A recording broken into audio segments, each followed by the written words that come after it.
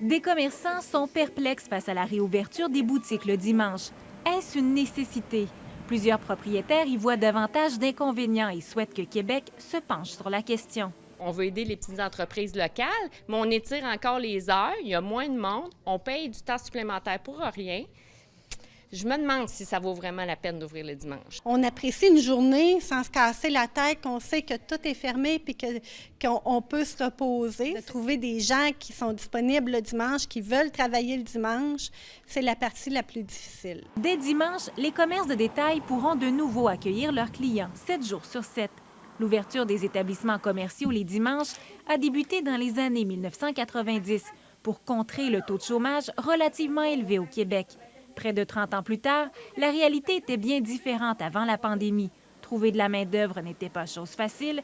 Le contexte actuel et les programmes d'aide ont amplifié le problème. Je trouve ça un peu triste, s'arrêter en plein le temps de faire un essai au moins jusqu'à la fin de l'été, voir si c'est un manque ou pas.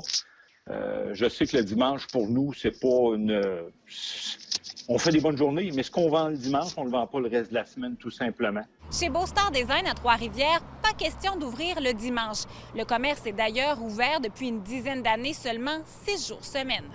On est mieux d'avoir des gens compétents dans la semaine, puis bien répondre aux clients que d'avoir des gens qui connaissent moins les produits. Au centre-ville de Trois-Rivières, certaines boutiques ont décidé de demeurer fermées le dimanche et préfèrent attendre la réouverture des restaurants. Charelle Traversy, TVA Nouvelles, Trois-Rivières.